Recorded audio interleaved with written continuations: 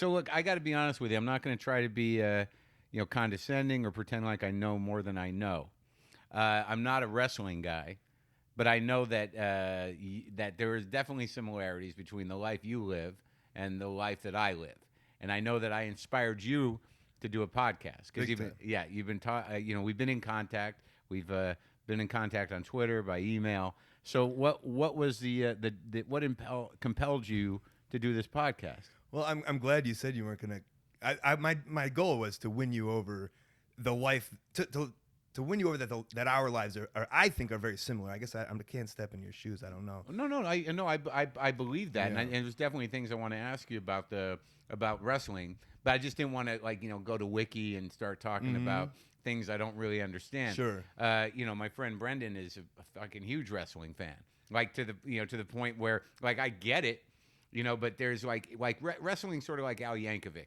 If you get into it when you're a kid, then it makes an impression on your mind that lasts for your entire life.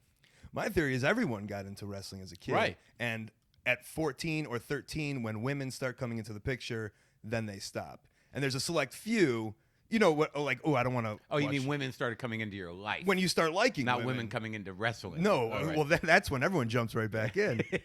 That was a pretty smart move. Yeah. On behalf of that guy. Who decided that? That women should be in wrestling? Yeah.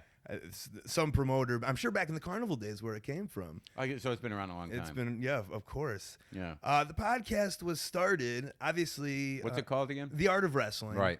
And, to give the long story short is I was fired by the WWE. Yeah. That was my dream. I had an awful existence there. Yeah. And my career was going nowhere. Mm-hmm.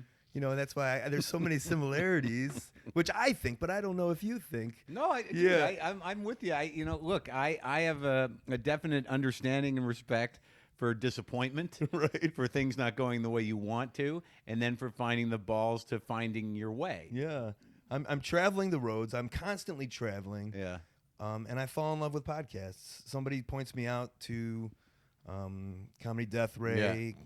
And then I start listening, and I find yours early, maybe 7th or 8th one. Right. And I see a lot of myself in you. Yeah.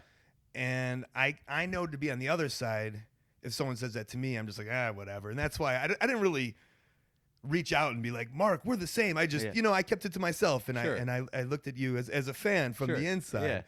And to be honest, I see.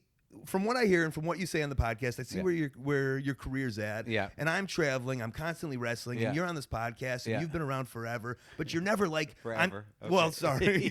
You've been doing your thing. Yeah, you're a younger man than me. Right. Yeah, you've hit this wall much earlier than me. Much earlier. Good for you. Thank you. You're ahead of the game. Lock the gate!